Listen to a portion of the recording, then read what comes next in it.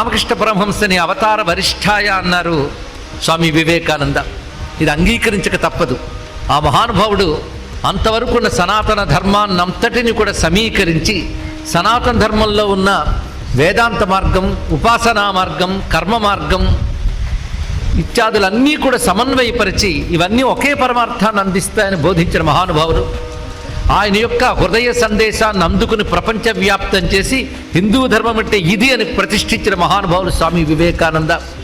వారి స్ఫూర్తి ఎప్పటికప్పుడు సమాజంలో అందించడానికి గాను దీక్ష వహించినటువంటి రామకృష్ణ సేవా సమితులకి ప్రత్యేక అభినందిస్తూ, అనంతపురంలో ఎన్నో మంచి కార్యక్రమాలు చేస్తున్న ఈ సంస్థ మరింతగా పురోగమించాలని సందర్భంలో కోరుకుంటూ ఇప్పుడు మన శివతత్వంలోకి ప్రవేశిస్తున్నాం. శివ సాక్షాత్కారం ఈ మాట వినగానే ఏమిటి అనిపిస్తుంది? శివుడు సాక్షాత్కరించడం అంటే ఏమిటి? అసలు సాక్షాత్కారం అనే మాటకు అర్థం ఏమిటి? సాక్షాత్కారం అంటే కళ్ళ ముందు కనబడడం అని మనం అనుకుంటాం. కళ్ళ ముందు కనబడితే పదార్థం అవుతుంది. పదార్థానికి ఒక లక్షణం ఉంది, అది పుడుతుంది, పెరుగుతుంది, పోతుంది. శివుడు అటువంటి వాడు కాడు. అలాగని కళ్ళ ముందు కనబడ్డా అంటే కళ్ళకే కాదు, అసలు సాక్షాత్కారం అనే మాటకు అర్థం ఏంటంటే అనుభూతి. ఇది ప్రధానమైన అర్థం. ఇక్కడ అనుభూతి పొందడమే సాక్షాత్కారం. భగవత్ సాక్షాత్కారం, ఆత్మ సాక్షాత్కారం అనగానే పెద్ద డిజిటల్ సౌండ్తో ఆత్మ అనే వస్తువు ఏదో గోచరించదు. అది అనుభూతి ప్రధానమైనటువంటిది. అనుభూతి ఎలాంటిదంటే ఆదిశంకరులే చెప్తారు, ఆనంద స్ఫురద్ అనుభాభ్యాం నతిరియం అన్నారు శివానంద లహరిలో. అది భగవద్ అనుభూతి అంటే శివానుభూతియే శివ సాక్షాత్కారం. ఆ అనుభూతి ఎలా పొందుతాం అనేది ఇక్కడ చెప్పుకుంటూ శివానుభూతిని పొందే మార్గము, శివానుభూతి అంటే ఏమిటో చెప్పుకుంటున్నాం. భగవద్ అనుభూతి పొందడానికి అనేక మార్గములు మన శాస్త్రం ఏర్పరిచింది. ఎందుకంటే పరమార్థం భగవద్ అనుభూతే. మనకు ప్రపంచానుభూతి బాగా ఉంటుంది, పరమేశ్వరానుభూతి ఉండదు. కానీ ప్రపంచానుభూతి మిథ్య, శాశ్వతం కాదు. పరమేశ్వరానుభూతి ముఖ్యమైనది. అది పొందడానికే ఇచ్చిన సాధనలే మనకు శాస్త్రం వివిధ పద్ధతుల్లో యోగ మార్గముల ద్వారా అందించినది. ఆ యోగం ఉపాసనా యోగం కావచ్చు, మంత్రయోగం కావచ్చు, ధ్యానయోగం కావచ్చు, కర్మయోగం కావచ్చు, జ్ఞానయోగం కావచ్చు. ఇవన్నీ కూడా మన భగవద్ అనుభూతిని పొందించడానికి వచ్చింది. అందులో శివ అనే మాట చాలా దివ్యమైనది. శివానుభూతి అనే మాటలో, శివ సాక్షాత్కారం అనే మాటలో ఉన్న శివ అనే 2 అక్షరాలు ఉన్నాయే, వాటికున్న శక్తి అంతా ఇంత కాదు. అలాంటి ఆ శివుని గురించి అనుభూతిలోకి వెళితే మాట రాదు, అనుభూతి కోసమై మాట ఉంటుంది ఇక్కడ. అలాంటి శివానుభూతి పొందిన మహానుభావులు మన యోగులు, ఋషులు. వారు అందించిన శివజ్ఞానాన్ని మనం అందుకుని శివానుభూతి పొందే ప్రయత్నం చేద్దాం. అయితే రామకృష్ణ సేవా సమితి గనక నాకు ఇప్పుడు సమయంలో గుర్తొస్తున్న అంశం, రామకృష్ణ పరమహంస ఆయన ఎటువంటి భక్తులు అందరికీ తెలుసు. ఆయన కాళీ భక్తులు, కృష్ణ భక్తులు, శివభక్తులు. ఎందుకు ఎవరు భక్తులైనా భక్తులు, భగవంతునికి భక్తులు. ఆ ఒక్క భగవంతుడే శివుడని, కృష్ణుడని, కాళీ అని అనేక రూపములతో కనబడుతున్నాడు. వివిధ ఉపాసనా మార్గముల్లో చెప్పబడుతున్నవాడు ఒకడే పరమాత్మ. అలా చెప్పినట్టు రామకృష్ణ పరమహంస ఒకప్పుడు ఆ దక్షిణ కాళీ మందిరంలో శివాలయం ఉన్నది. ఆ శివాలయంలో ఒక ప్రదోషకాలం పూజ జరుగుతుంది. ఆ పూజలో ఒక అద్భుతమైన శ్లోకం చదువుతున్నారు. అది పుష్పదంతుడైన మహానుభావుడు రచించిన మహిమ్న స్తుతి. ఇది చాలా ప్రసిద్ధి. మనకంటే ఉత్తరాది వారికి బాగా తెలుసు, బెంగాల్ మొదలైన ప్రాంతాల్లో కూడా బాగా తెలుసు. ఆ శ్లోకం చదువుతూ ఉండగా రామకృష్ణ పరమహంసకి ఒక సమాధి స్థితి లాంటిది వచ్చి పరుగున వెళ్ళి ఆ శివలింగాన్ని గాఢంగా ఆలింగనం చేసుకుని అశ్రువులతో, ఆనందాశ్రువులతో అభిషేకించారు ఆ శివుణ్ణి.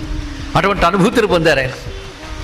ఆ శ్లోకమే ఈ ప్రవచనానికి కూడా ఆది శ్లోకంగా భావన చేస్తూ, అసితగిరి సమం స్యాత్ కజ్జలం సింధుపాత్రే సురతరువర శాఖా లేఖినీ పత్ర ముర్వి లిఖతి యది గృహీత్వా శారదా సర్వకాలం తదపి తవ గుణానాం ఈశ పారం నయాతి.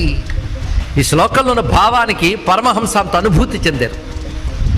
దీని భావం ఏంటంటే, సరస్వతీదేవి శివుని గురించి వర్ణించాలని కూర్చున్నది. ఎవరు? సరస్వతీదేవి. ఎందుకంటే ఆవిడ అనుగ్రహిస్తే మనం దేన్నైనా వర్ణిస్తాం. అలాంటిది ఆవిడే వర్ణించాలని కూర్చుంది శివుని గురించి. ఆవిడకి తెలుసు తను వర్ణించదలుచుకుంటే రాయాలి అంటే సరంజామ తక్కువగా ఉంటే సరిపోదు. అందుకు ముందుగా ఒక శిరాని సిద్ధం చేసుకుంది. శిర అంటే తెలుసు కదా చాలామందికి, అంటే ఈరోజు టైపులో చూసి తెలియట్లేదులేండి, ఇంక్ అంటారు.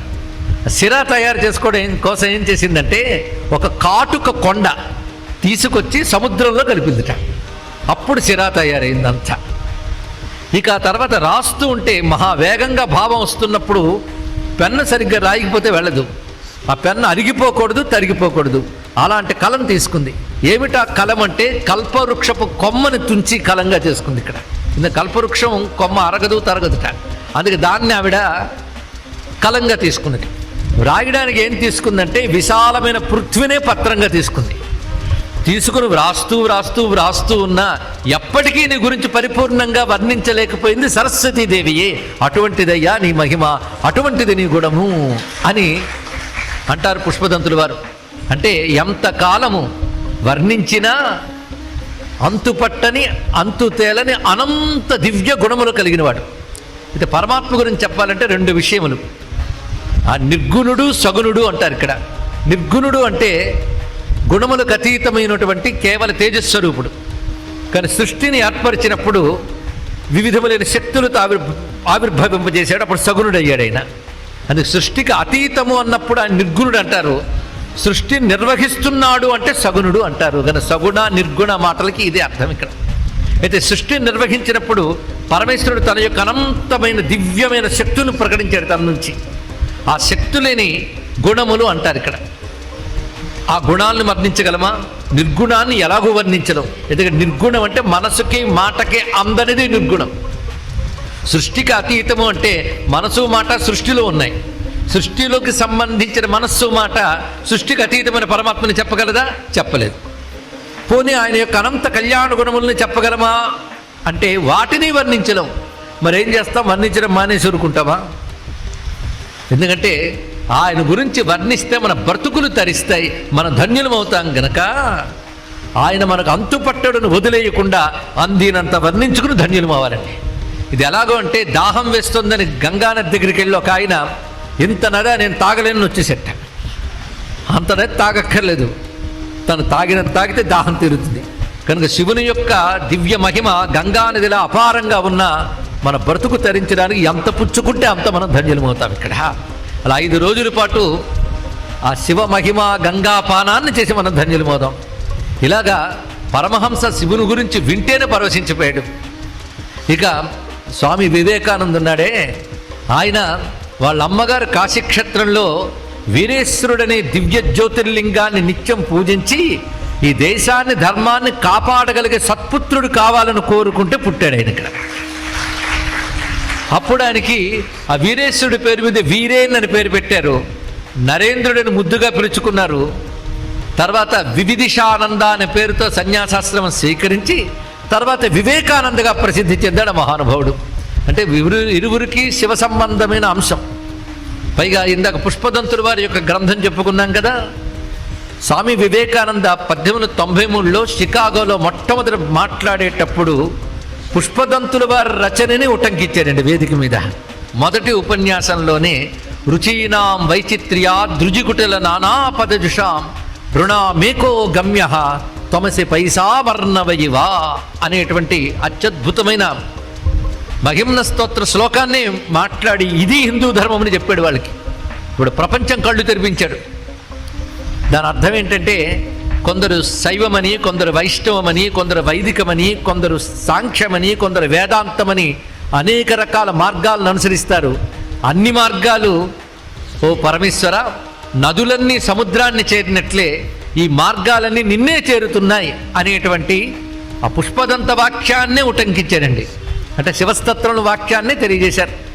ఈ సమయంలో ఆ మహానుభావులు చెప్పినటువంటి రామకృష్ణ పరమహంస వివేకానంద వచనములతో ఈ ప్రవచనం ప్రారంభించడం సముచితం అనిపించి వారిని ఒక్కసారి మనం స్మరించుకుందాం. ఇప్పుడు శివుని గురించి మనం మాట్లాడితే శివుడు అంటే ఎవరు? ఆ శబ్దం ఏమిటి? నిజానికి మన శివ, విష్ణు, రామ, కృష్ణ ఈ పేర్లన్నీ ఒకే పరమాత్మక పేర్లను గుర్తుపెట్టుకోవాలి ఎప్పుడు కూడా.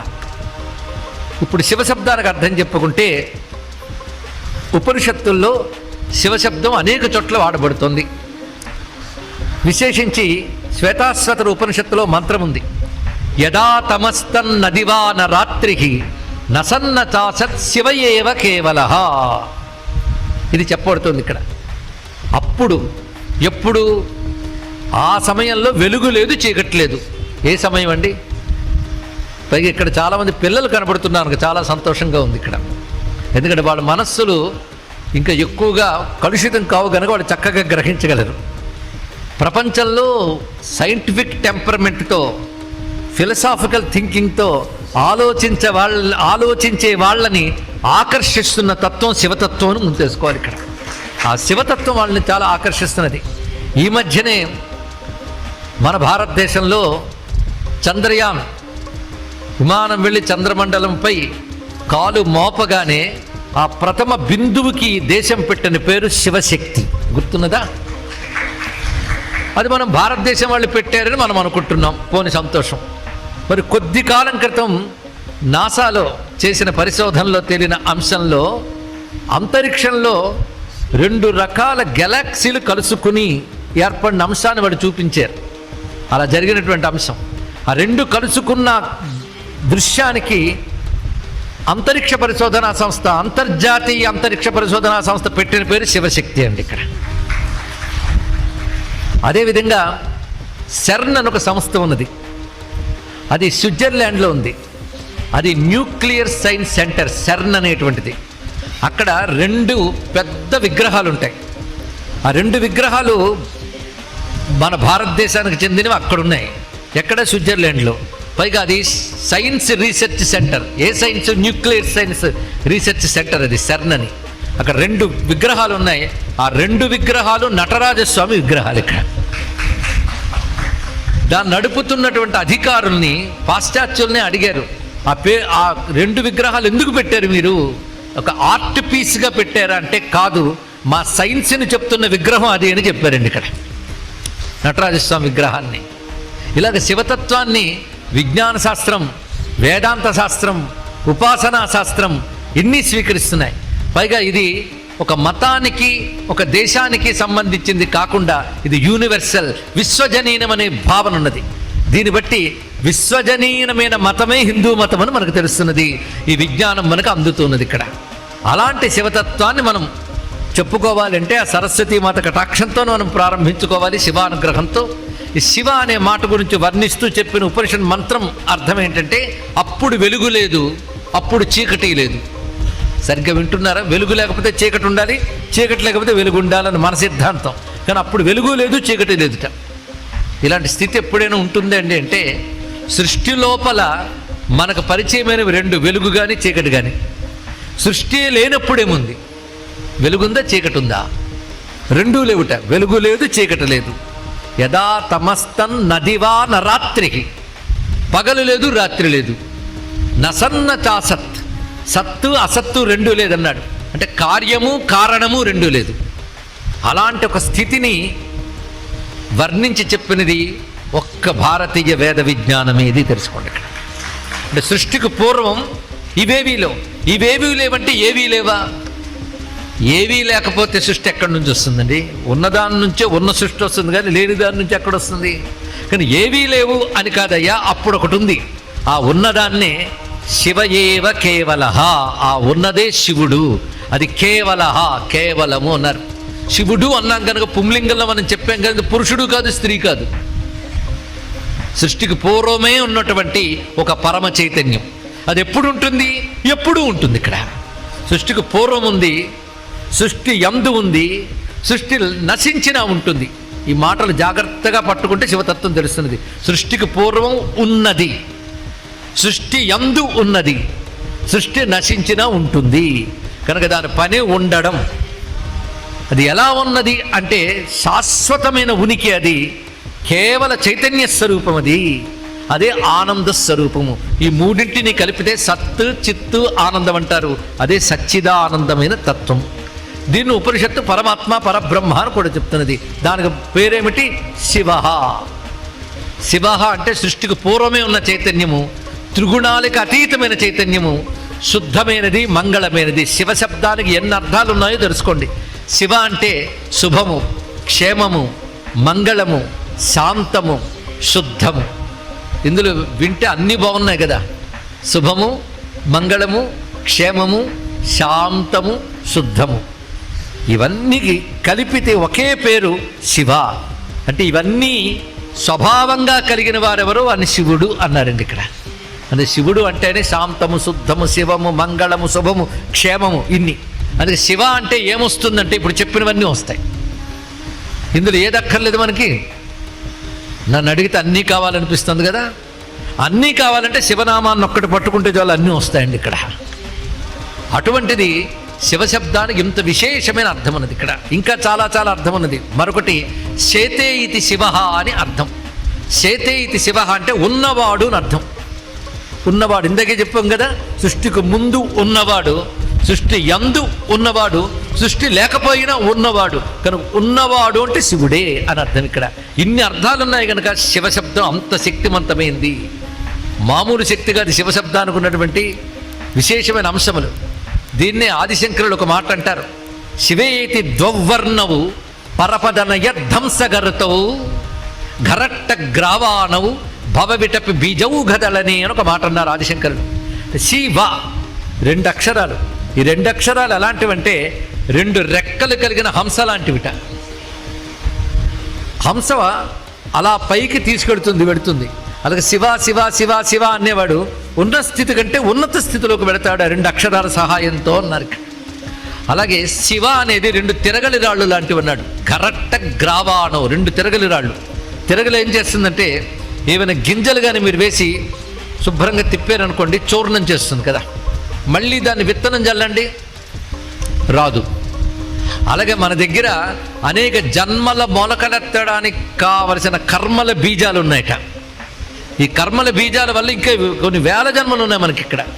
మరి జన్మ లేకుండా చెయ్యాలి అంటే శివ శివ శివ శివ శివ శివ అంటూ ఉంటే తిరగలి రాళ్ళలా పనిచేసి ఈ బీజాలన్నీ పిండి చేసి మరి జన్మ లేకుండా చేస్తుందయ్యా అని చెప్పాడు మహానుభావుడు ఇక్కడ. కనుక జన్మరాహిత్యం ఇవ్వగలిగే శక్తి శివ అనే అక్షరానికి ఉన్నది. అందుకే త్యాగరాజ స్వామి వారు శివ శివ శివ ఎనరాదా భవభయ బాధల ననచుకోరాదా అని చెప్పారు.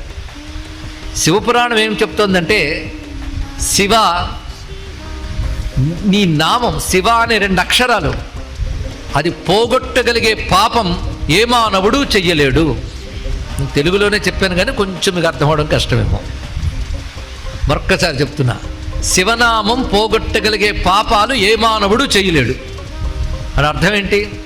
మీరు ప్రతి క్షణం విరామం లేకుండా ఎన్ని పాపాలు చేసినా అన్ని పాపాన్ని క్షణకాలంలో దగ్ధం చేయగలదు శివనామం. మొత్తం దగ్ధం చేసి ఇంకేమున్నాయి చెప్పు దగ్ధం చేయడానికి అడుగుతుందిట. నీకు సమర్థత లేదు, అన్ని పాపాలు చేయలేవు. అంటే అన్ని పాపాలని పోగొట్టగలిగే శక్తి శివనామానుకున్నది. అంత శక్తివంతమైన శివనామం. భాగవతంలోనే ఓ మాట ఉన్నదండి, యద్వ్యక్షరన్నామ గిరేరిత నృణాం సకృత్ ప్రసంగాత్ అఘమాసు హంతి తత్ పవిత్ర కీర్తిం తమలంఘ్య శాసనం భవానహోద్వేష్టి శివం శివేతర. భాగవతంలో చెప్తున్న వాక్యం ఇది. ఎవరి యొక్క చిన్న పేరు కష్టమా చెప్పండి, శివ. ఏమి కష్టపడక్కలే. శివ అనే పేరుని సకృత్ ప్రసంగాత్ మామూలు మాట్లాడుతూ మాట్లాడుతూ శివ అని ఒక్కసారి అంటే చాలు వాడు పాపరాశి దగ్ధమవుతుంది. అంత పవిత్రమైనది శివనామము అని భాగవతమే చెప్తున్నది ఇక్కడ. అలాంటి శివనామం అంత మహిమ. శివనామానికి అర్ధశక్తి కూడా అంత ఉన్నది. అర్థములు చెప్పుకున్నాం. అలాంటి శివనామానికి నమస్కారం చేసుకుంటూ ఆ శివనామం చేత చెప్పబడుతున్న పరమాత్మ గురించి ఇప్పుడు చెప్పుకుంటున్నాం. సృష్టికి పూర్వమే ఉన్న పరతత్వం శివుడు. ఆయనకి సృష్టి చేయాలని సంకల్పం కలిగింది. ఆయనకి ఎందుకు ఆ సంకల్పం కలిగింది అది కూడా తెలుసుకోవాలి కదా. ఈ సృష్టిలో సుఖదుఖాలు అనుభవించవలసిన జీవులు పుట్టవలసిన యోగం ఉన్నప్పుడు పరమాత్మకి సంకల్పం కలుగుతుంది. అప్పుడే కాలం అనేది తెలియబడుతుంది. అంతవరకు కాలం అనేది తెలియబడదు.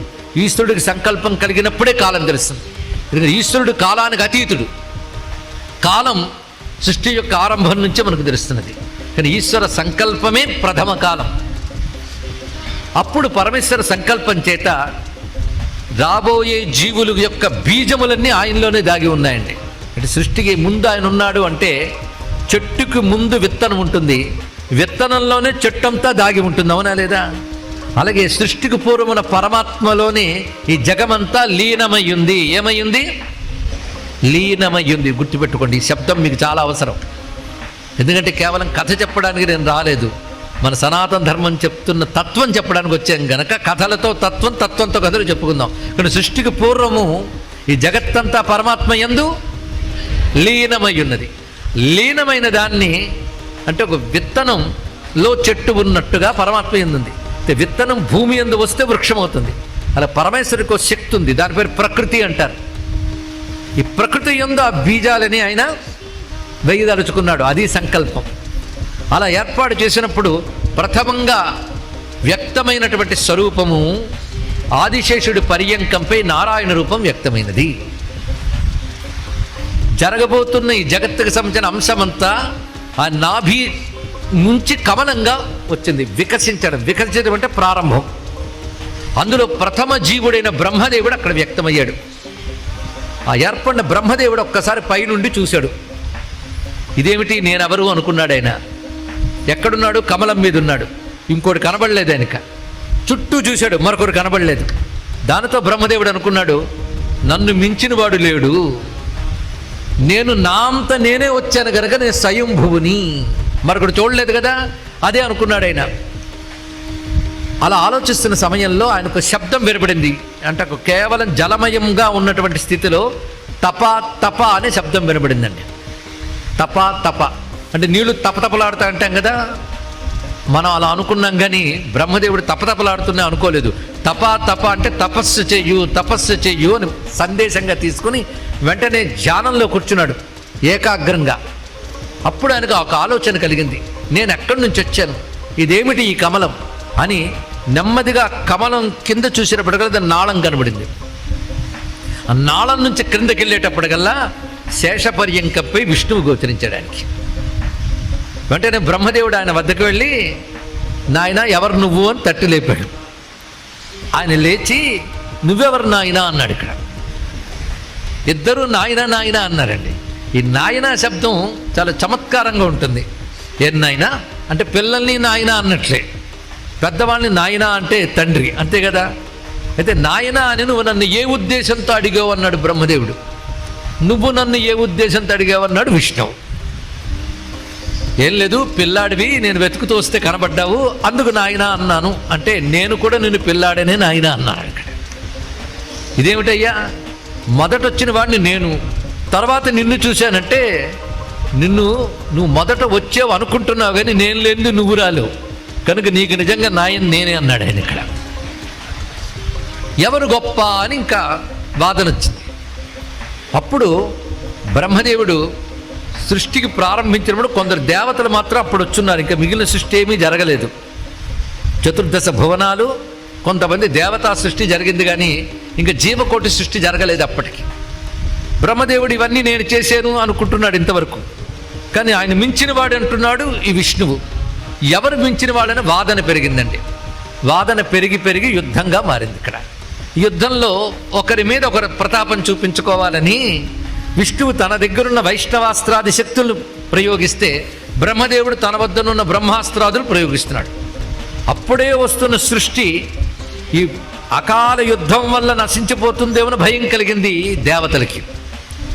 అప్పుడు వాళ్ళందరూ ఏం చేయాలో తెలియక, ఎప్పుడు ఉండేవాడు సృష్టికి ముందున్నవాడేవాడు వాడిని ఒక్కసారి నమస్కారం చేసుకున్నారు. స్వామి, ఈ అకాల ప్రళయం ఎలా పోతుంది అని అడుగుతూ ఉండగా, ఒక్కసారిగా ఆ యుద్ధం చేస్తున్న వారి మధ్య ఒక దివ్యమైన నాదంతో ఒక మహాద్భుతమైన అగ్నిలింగం ఆవిర్భవించింది. ఇది ప్రథమ శివ సాక్షాత్కారం అండి. ఇక్కడ ఒక మహాగ్నిలింగం ఆవిర్భవించింది. ఏమిటా అగ్నిలింగం అని చూసి ఆశ్చర్యపోయారు. ఎందుకంటే దీంట్లో వాళ్ళిద్దరి ప్రమేయం లేదు. ఇదివరకు ఇది భువనాలు మొదలైనవి వచ్చే తపశ్శక్తి చేత, ఇప్పుడు అవేమీ లేవు. ఇది ఎలా వచ్చింది ఇద్దరికీ తెలియదు. మేమే గొప్ప అని ఇద్దరు అనుకుంటూ ఉంటే, మమ్మల్ని మించి మరొకటి లేదు అనుకుంటూ ఉంటే, ఇప్పుడు కనబడింది ఒక మహాగ్నిలింగం. కాబట్టి ఈ అగ్నిలింగాన్ని చూడగానే ఇది ఎక్కడ మొదలయ్యింది, ఎక్కడ పూర్తవుతుంది అని ఇద్దరికి అనిపించగానే వాళ్ళు ఒక తీర్మానానికి వచ్చారు. మన గొప్పతనం తేలిపోవాలంటే ఒకటే, దీని మొదలు కానీ దీని తుది కానీ ఎవరు తెలుసుకుంటారో వారు గొప్పవారు, మిగిలిన వారు గౌరవించాలి. ఇది వాళ్ళు చేసుకున్న ఒడంబడిక. దానితో నిర్ణయించుకున్నారు ఎవరు మొదలు తెలుసుకోవాలి, ఎవరు తుది తెలుసుకోవాలి. మొదలు తెలుసుకోవడానికి విష్ణువు వరాహ రూపం ధరించి క్రిందకి వెళ్ళాడు, బ్రహ్మదేవుడు హంస రూపం ధరించి పైకి వెళ్ళాడు. ఇక్కడ ఒకరికి మొదలు తెలియలేదు, వారికి తుది తెలియలేదు, వెళ్ళిపోతున్నారంతే. ఇది జాగ్రత్తగా వింటే కథ, ఇంకా జాగ్రత్తగా వింటే ఇందులో కావలసిన అనేక రహస్యాలు ఉన్నాయి. ఆ రహస్యాల కోసం ముందు కథ జాగ్రత్తగా వినండి. రహస్యాలు ఏ కొద్ది మంది గ్రహించినా సంతోషమే, కానీ ఇందులో రహస్యాలు ఉన్నాయి అంటున్నాం కనుక ఏకాగ్రంగా వింటే ఇందులో అద్భుతాలు గోచరిస్తాయి. ఇక్కడ మొత్తానికి ఇద్దరికీ తుది తెలియలేదు, మొదలు తెలియలేదు, ఇలా సాగిపోతుంది. కొంతసేపటికి పైకి వెళ్ళేటప్పటికల్లా బ్రహ్మకు ఒక ఆలోచన వచ్చింది. ఇక్కడ నేను తుది తెలుసుకున్నాను అని చెప్తాను. ఎవడు కాదంటాడు? అబద్ధం ఆడదాం అనుకున్నాడు. ఎందుకంటే ఎవరు చూడకపోతే, ఎవరికి తెలియకపోతే అబద్ధమాడు గొప్పవాళ్ళు అవ్వాలనుకునేవాళ్ళు కొంతమంది ఉంటూ ఉంటారు. బ్రహ్మదేవుడికి అనిపించింది. పైగా బ్రహ్మకప్పుడు 5 తలకాయలు ఉండేవట. సృష్టికి పూర్వం 5 తలకాయలు. ఒక తలకాయ ఉంటేనే అహంకారం తట్టుకోలేకపోతున్నాం, మరి 5 తలకాయల అహంకారం అతగాడికి. దానితో ఆయన చూస్తూ నేను అబద్ధం ఆడతాను, అయితే సాక్ష్యం ఏది అని అడుగుతాడు కదా, ఏదైనా దొరుకుతుందేమో చూస్తున్నాడండి. పైనుంచి ఒక మొగలి పువ్వు పడుతుందట. అది ఎక్కడి నుంచి పడిందో తెలియదు, కానీ ఎక్కడో తుది ఉంటే అక్కడి నుంచే పడే అవకాశం ఉంది కనుక మొగలి పువ్వును పట్టుకున్నాడు. పట్టుకుని నువ్వు ఎక్కడి నుంచి వస్తున్నావు? ఈ కనబడుతున్న స్తంభం పైనుంచి వస్తున్నావా? దీని తుది నీకు తెలుసా అంటే నాకు తెలియదండి.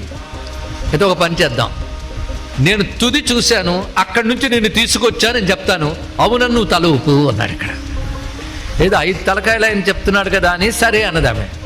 వెంటనే విష్ణువు వద్దకు వచ్చి చెప్పాడు, నేను తుది చూశాను అన్నాడు. కానీ విష్ణువు చెప్పాడు, నేను మొదలు తెలుసుకోలేకపోయాను అన్నాడు. ఇక్కడ కనుక నువ్వే గొప్పవాడివి అని విష్ణువు అనబోతూ ఉండగా ఒక అద్భుతం జరిగిందండి. ఇక్కడ గమనించవలసింది ఏంటంటే, అగ్నిస్తంభంకి ఏమీ తెలియదు అనుకుంటున్నాడు బ్రహ్మదేవుడు. మనం కూడా దేవుడు విగ్రహం పెట్టి దీపం వెలిగించి దెబ్బలాడుకుంటూ ఉంటాం. అయితే దేవుడు ఉన్నాడు స్పృహ ఉంటే దెబ్బలాడుతామండి. మనం గుళ్ళో విగ్రహం ముందు కూడా దెబ్బలాడే వాళ్ళు ఉన్నారు. అంటే అక్కడ ఉన్నవాడు దేవుడు, ఆయన చూస్తున్నాడనే నమ్మకం వాళ్ళకి లేదు, ఒక విగ్రహం రాయి అనుకుంటున్నారు. అవునా లేదా? ఈయన కూడా ఏమనుకుంటేది ఏదో స్తంభం, ఏదో జడంగా ఉంది, నేను అబద్ధం ఆడితే ఇది మాత్రం ఏం చేస్తుంది అనుకున్నాడు ఇక్కడ. కానీ ఆ స్తంభంగా కనబడ్డవాడు శివుడు, సమస్త ప్రపంచానికి చైతన్యం ఇచ్చేవాడు ఆయన. ఆయన గమనించనిదేమిటి? అందుకే ఉపనిషత్తు చెప్తోంది, పశ్యతి అచక్షు శృణోత్యకర్ణః అని. కళ్ళు లేవు అన్నీ చూస్తాడు, చెవులు లేవు అన్నీ వింటాడు, చేతులు లేవు దేన్నైనా పట్టుకుంటాడు, కాళ్ళు లేవు ఎక్కడికైనా వెళ్తాడు అని చెప్తుందండి భగవంతుడు. అంటే ఇది ఇక్కడ అంటే ఆయన ఆకారం లేదు, ఆకారాల అవసరం లేదు. మన కన్ను ఉంటే కానీ చూడలేము, ఆయన కన్ను లేకపోయినా చూస్తాడు. అంటే ఇంద్రియాలు మనకు అవసరం, ఆయన ఇంద్రియాలు అవసరం లేని శక్తి ఆయన, ఇంద్రియాలకు శక్తి ఇచ్చేవాడు ఆయన. ఈ రెండు తెలుసుకోండి. అటువంటి పరమేశ్వరుడు ముందు ఎవడ అబద్ధం చెల్లుతుంది? ఎప్పుడైతే బ్రహ్మదేవుడిలా అబద్ధమాడి పేరు పొంది గుర్తింపు పొంది గౌరవం పొందాలనుకున్నాడో, వెంటనే ఆ అగ్నిలింగం నుంచి ఒక మహామూర్తి బయటకు వచ్చాడు.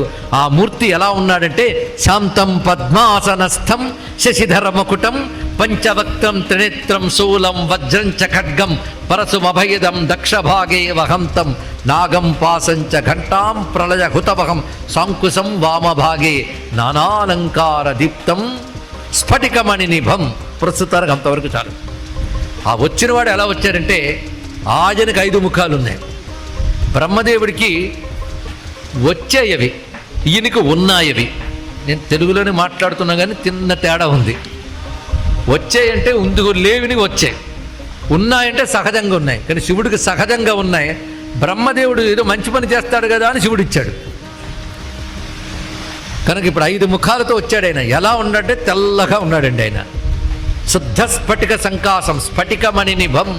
మన రుద్రాభిషేకాలు మొదలు చేసేటప్పుడు ముందు ధ్యాన శ్లోకంలో చెప్పుకుంటారు, శుద్ధ స్ఫటిక సంకాసం త్రినేత్రం పంచవక్త్రకం అని. ఇక్కడ ఇది 2వ సాక్షాత్కారం శివుడిది. మొదటి సాక్షాత్కారం శివలింగ సాక్షాత్కారం, అగ్నిలింగం. 2వది పంచముఖ శివ సాక్షాత్కారం. ఇక్కడ 5 ముఖాలతో కనబడుతున్నాడు ఆయన. 10 చేతులతో ఉన్నాడు. 5 ముఖాలు ఒక్కొక్కటి ఒక్కొక్క రంగుతో ఉంది. శరీరం మాత్రం మొత్తం తెల్లగా ఉంది, నిర్మలంగా ఉన్నాడు. శుద్ధ స్ఫటికల్లా తెల్లగా ఉన్నాడు. అంటే అర్థం ఏంటంటే ఏ వికారము లేనివాడు. 5 ముఖాలు ఉన్నాయి. ఒకటి ఎరుపు, ఒకటి పసుపు, ఒకటి నలుపు, ఒకటి ఇవన్నీ కలిసిన రంగు. పైన కేవలం తెల్లని వర్ణంతో ఉన్నట్టు, మళ్ళీ తెలుపు ఆయన ఒరిజినల్ రంగు. ఇలా కనబడుతున్నాడు. 3 కళ్ళు ఉన్నాయి, 10 చేతులతో ఉన్నాడు. ఆ స్వరూపం చూడగానే బ్రహ్మదేవుడు ఒక్కసారి ఉలిక్కిపడ్డాడు, విష్ణువు ఆశ్చర్యపడ్డాడు. ఆయన 3 కళ్ళు ఉన్నాయి కదా, ఆయనకి బ్రహ్మను చూడగానే కోపం వచ్చింది, అబద్ధమాడినందుకు. కనుబొమ్మలు ముడివేశాడండి. ఆ కనుబొమ్మల ముడిలోంచి ఒక మహానుభావుడు ఆవిర్భవించాడు. దేవరాజ సేవ్యమాన పావనంఘ్రి పంకజం వ్యాళ యజ్ఞ సూత్రమిందు శేఖరం కృపాకరం నారదాది యోగి బృంద వందితం దిగంబరం కాశికాపురాధినాథ కాలభైరవం భజే. మొదట ఆవిర్భవించిన ఆయన కనుబొమ్మల ముడిలోంచి వచ్చాడు ఆయన పేరేమిటి? కాలభైరవ స్వామి. ఆ కాలభైరవుడు వస్తూనే చేసిన పని ఏమిటంటే, బ్రహ్మదేవుడు 4 తలకాయలు 4 వైపులు ఉన్నాయి, 5వ తలకాయ నెత్తి మీదకి ఉంది. మన కళ్ళు నెత్తికెక్కేయా అనేవారు, ఈయనకి నెత్తి మీదకి ఎక్కింది. ఇక్కడ ఆ కాలభైరవుడు వచ్చి ఆ 1000 గోళ్లతో అబద్ధమాడిన తల గిల్లి పారేశారండి ఇక్కడ. దానితో అహంకారం పోయింది బ్రహ్మదేవుడికి. వెంటనే నమస్కారం చేయడం మొదలుపెట్టాడు. అహంకారం పోతే నమస్కారం వస్తుంది చూడండి ఇక్కడ. అందుకు అహంకారం పోవడానికి నమస్కారం చేయండి, తర్వాత అహంకారం పోగొట్టుకుని నమస్కారం చేయండి. అన్నిటికంటే ప్రమాదం అహంకారం అండి ఇక్కడ. ఇది గొప్పతనాన్ని గుర్తించనివ్వదు, గౌరవించనివ్వదు, తనే గొప్పని మీసం మేలేస్తుంది. అంత భయంకరమైనది అహంకారం. ఆ అహంకారం కోసమే, అహంకారం వల్లనే అబద్ధమాడాడైన. ఆ ఈగో దాన్ని తృప్తిపరచడం కోసమని అబద్ధమాడి గౌరవం పొందాలనుకున్నాడు. ఇప్పుడు ఆ తలకాయ తీశాడు ఇక్కడ పరమేశ్వరుడు. ఎవరు తీశారు? కాలభైరవుడు.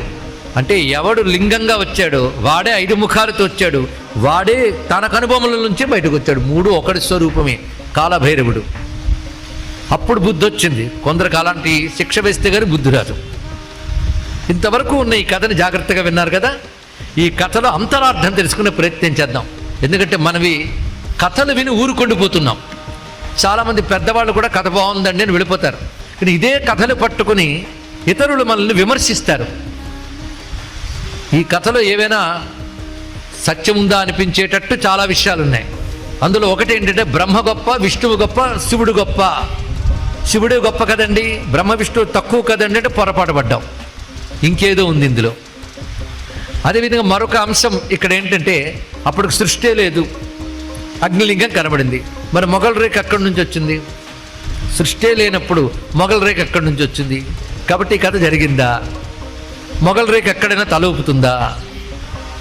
కాబట్టి పురాణ కథలన్నీ ఇలాగే వెర్రిగా ఉంటాయండి అని ఓ మేధావి వెళ్ళిపోతాడు. కూర్చోబాబు చెప్తాం అసలు కథలు ఉన్న అంతరార్థం ఏంటో చెప్తున్నాను ఇక్కడ.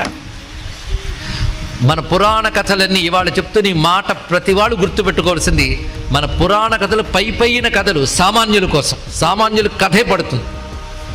కానీ వాటి లోపల అంతరార్థం ఒక సత్యం ఉంటుంది. ఆ సత్యం విజ్ఞాన శాస్త్రాన్ని మించిపోయిన ఒక సత్యం. అది విశ్వ రహస్యమంతా దానిలో ఉంటుంది. అది తెలుసుకునే ప్రయత్నం చేద్దాం. అయితే చాలామందికి చాలా లోతయిందండి, అర్థం కాలేదండి అనిపించవచ్చు గాక. కానీ తేలిగ్గా అర్థం కానంత జ్ఞానం మన హిందూ మతంలో ఉన్నది అని అర్థమైతే చాలు. ఇక్కడ అంత అద్భుతమైన ఒక్క కథలో ఎన్ని ప్యాక్ చేసాడో చూడండి. ఇక్కడ ఈ కథ జరగలేదనడానికి మనకు హక్కు లేదు. సృష్టికి పూర్వం ఏం జరిగిందో జరగలేదో మనం ఎవరని చెప్పడానికి. పైగా ఈ కథ అనేక పురాణాల్లో ఉన్నది. అందుకే కొంచెం దీని యొక్క అర్థం తెలుసుకోవడం సిద్ధమవుదాం. వచ్చిన వాడెవడు? అగ్ని స్తంభ రూపంలో వచ్చాడు. అంతకుముందు లేడా? ఇప్పుడు కూడా జాగ్రత్తగా వింటే అంతవరకు ఉన్నవాడే వచ్చాడు. ఇప్పుడు అంతకుముందు ఎలా ఉన్నాడు? సర్వవ్యాపకుడై చైతన్యముగా ఉన్నాడు కేవలం. ఇప్పుడు వీళ్ళకి తన సత్యం తెలియజేయడం కోసం, తానెవరో తెలియజేయడం కోసం ఒక అగ్నిలింగంగా వచ్చాడు. ఇక్కడ అగ్నిలింగంగా వచ్చినప్పుడు ఆది మధ్య అంతము లేదు. అంటే ఆది మధ్య అంతము లేనివాడే పరమాత్మ. ఆయనకి ఆది లేదు, మధ్యము లేదు, అంతము లేదు. సృష్టికి ఆది ఉంది, సృష్టికి మధ్య ఉంది, సృష్టికి అంతం ఉంది. కానీ పరమాత్మకి ఆ 3 లేవు. అది చూపిస్తున్నాడు. కనుక లింగము అంటే ఆది మధ్య అంతము లేని పరతత్వము.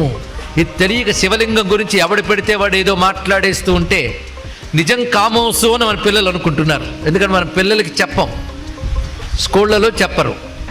బయట మతం వాళ్ళు వచ్చి మన మతాన్ని విమర్శిస్తూ చెప్తుంటే పిల్లలు నిజమేనేమో అనుకుంటారు. కొన్నాళ్ళకి మారిపోయే ప్రమాదాలు ఉన్నాయి. అందుకే మీరు ముందు తెలుసుకుని వాళ్ళకి తెలియజేయండి. అందుకు ప్రవచనాలు, కాలక్షేపాలకు కాదు. ఇక్కడ లింగం అంటే ఏమిటో మనం తెలియాలి. ఆలయానికి వెళితే శివలింగం ఎందుకు కనబడుతుంది? మృత్యుంజయేశ్వరుడు శివుడు ఉంటాడు, విశ్వనాథుడు ఒక శివుడు ఉన్నాడు, అరుణాచలేశ్వరుడు మరొక శివుడు, కాళహస్తీశ్వరుడు మరొక శివుడు. ఏవైనా లింగమే. కన్ను ముక్కు చెవి ఏమీ లేవు కదండి. మరి లింగం అంటే ఏమిటి? ఇప్పుడు తెలిస్తే మీరు లింగం అంటే ఏంటి చెప్తారు. దేనికి ఆది మధ్య అంతము లేదు, అది లింగం. అది శివలింగం ఎప్పుడు వృత్తాకారంలో ఉంటుంది. వృత్తము, సర్కిల్ ఇన్ఫినిటీకి సంకేతం, అనంతానికి సంకేతం. అది ఒక వృత్తం తీసుకుంటే దానికి ఏది ఆది, ఏది మధ్యము, ఏది అంతము మీరు చెప్పలేరు. ఇక్కడ ఆది మధ్యాంతరహితమైనటువంటి తత్వం. అది ఎక్కడుంది? అది మళ్ళీ రెండవ ప్రశ్న మీరే చెప్పాలి. ఇప్పుడు దాకా విన్న వరకు ఎక్కడుంది? అది అంతటా ఉంది. ఈ సృష్టి లేనప్పుడు ఉంది, సృష్టి అంతటా ఉంది. సృష్టి నశించిపోయిన తర్వాత కూడా ఉంటుంది, కానీ ఎప్పుడు ఉంటుంది, అంతటా ఉంటుంది. కానీ అంతా వ్యాపించిపోయి ఉన్నది. ఇక్కడ ఎలా వ్యాపించిపోయిందో తెలుసా? అన్నీ తనలో లీనం చేసుకున్నది, అన్నిట్లో తాను లీనమై ఉంటుంది. అందుకే ఇందాక మీ చేత అనిపించాను 1-2 సార్లు. సృష్టి ఏర్పడక ముందు పరమాత్మ యందు లీనమై ఉన్నది. ఇది సృష్టి అంతా లీనమై ఉంది. సృష్టి ఏర్పడ్డాక అప్పుడు పరమాత్మలో లీనమై ఉంది. అవునా లేదా? సృష్టి ఏర్పడ్డాక కూడా పరమాత్మలోనే ఉందండి. లయమైపోయాక పరమాత్మలోనే లీనమై ఉంది ఎప్పుడూను. ఇది ఒక్కటి తెలుసుకుంటే చాలు. కనుక సృష్టి పరమాత్మ యందు ఏర్పడింది, పరమాత్మకు దూరంగా లేదు. పరమాత్మకు దూరంగా ఉంటే సృష్టికి ఉనికి లేదు.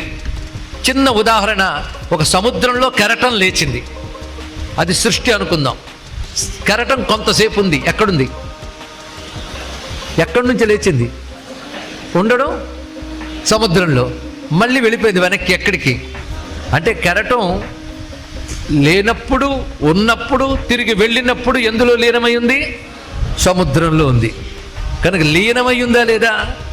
పైగా కెరటంలో ఏముంది? సముద్రమే ఉంది. సముద్ర జలమే కెరటంలో ఉంది. కనుక ప్రపంచమంతా ఒకటి అర్థమైపోయింది. ప్రపంచము, ప్రపంచంలో జీవులు పరమాత్మ యందే ఉన్నారు. ప్రతి వారిలో పరమాత్మ ఉన్నాడు, లేకపోతే చైతన్యమే లేదు. కానీ అన్నిట్లో లీనమైన వాడు, అన్నిట్లీ లీనం చేసుకునే వాడెవడు?